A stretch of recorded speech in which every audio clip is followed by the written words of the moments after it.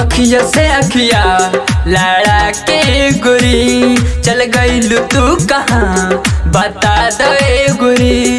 चल गइलू तू कहाँ बता दे गोरी। अखिया से अखिया लड़ा के गोरी, चल गइलू तू कहाँ बता दे गोरी।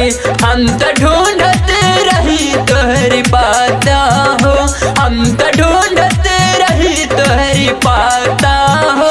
कहाँ चल गइलू जानी बता दो, कहाँ चल गइलू जानी बता दो।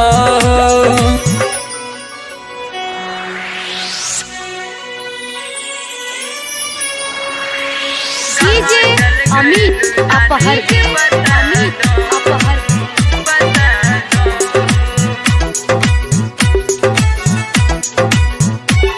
हम बन के दीवाना तोहे खोजत बानी ज्यादा, सबसे हम पूछत बानी कहाँ गइल राधा।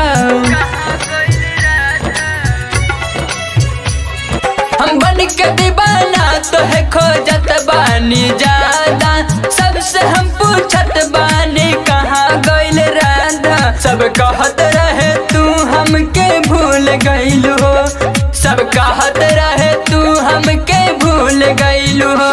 कहाँ चल गइलू जान तू बता दे तू हो, कहाँ चल गइलू जान तू बता दे तू हो। डीजे अमित अपहर, अमित अपहर।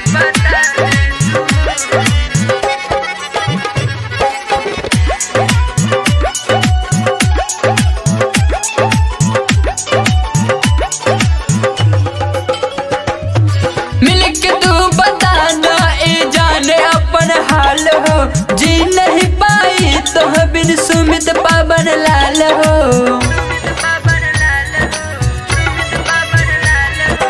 मिलके तू बता दो ए जाने अपन हाल हो, जी नहीं पाई तो बिन सुमित पावन लाल हो। एक बार जाने अपन सूरत दिखा दे तू हो, एक बार जाने अपन सूरत दिखा दे तू हो। कहाँ चल गइलू जान तू बता दे तू हो, कहाँ चल गइलू जान तू बता दे तू हो। नैना रिकॉर्डिंग स्टूडियो जहानाबाद।